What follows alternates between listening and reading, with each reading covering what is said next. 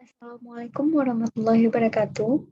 Nama saya Syarifati Ma'azahra dengan NPM 200810701011.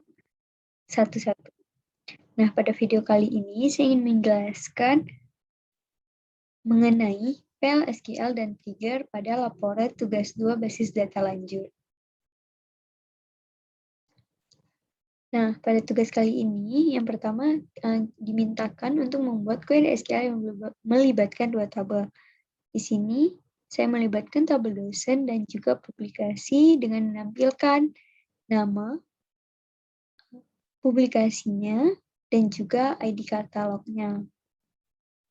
Untuk soal kedua, diminta untuk membuat query yang melibatkan dua tabel dan diminta untuk menggunakan fungsi agregat. Nah, di sini fungsi agregat yang saya gunakan adalah group by dan order by. Di sini saya melibatkan tabel dosen dan juga tabel mata kuliah, di mana nih pada tabel dosen dan juga nih pada tabel mata kuliah sama. Nah, di sini terlihat bahwa semua dosen memiliki satu mata kuliah pada semester 3 kecuali Bapak Dedi Hartono. Untuk soal ketiga, diminta untuk membuatkan query SQL yang melibatkan 3 tabel. Di sini melibatkan tabel dosen, mata kuliah, dan juga pendidikan, yang dimana indikatornya adalah NIP-nya, semua adalah sama. Di sini saya menampilkan nama, NIP, mata kuliah, dan juga lulusan dari dosen tersebut. Nah, untuk soal keempat, diminta untuk membuat query yang melibatkan 3 tabel dan menggunakan fungsi agregat. Di sini saya juga menggunakan fungsi agregat, group by, dan order by, yang melibatkan tabel dosen, mata kuliah, dan pendidikan. Nah, di sini mengapa ada D, M, dan K? Karena saya ingin membuat istilah yang lebih singkat dari tiap nama tabel berikut.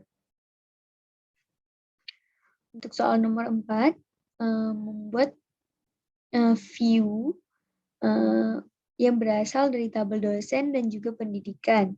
Ya, nanti isinya adalah NIP, nama universitas, kota, dan juga jenjang. Nah, berikut adalah sintak untuk membuat view tersebut. Di sini saya memberikan namanya adalah pendidikan dosen.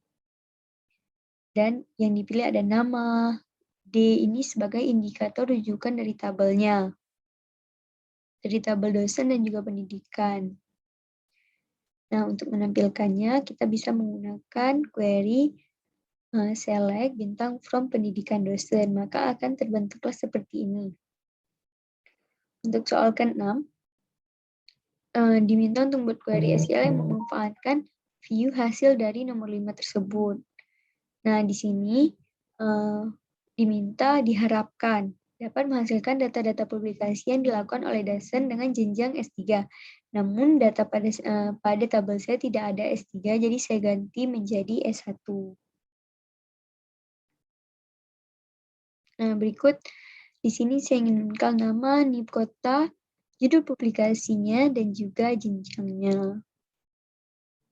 Soal nomor 7, diminta untuk membuat query SQL yang mengembalikan nama dosen yang mengajar mata kuliah paling banyak untuk tiap semester. Berikut adalah sintaknya, yaitu select D untuk tabel dosen, nama, kita akan hitung semesternya. Nah, mengapa kita hitung semester? Agar diketahui pada semester tersebut berapa jumlah mata kuliahnya. Di sini tabel dosen dijoinkan dengan tabel mata kuliah dan digrupkan berdasarkan nama dosen.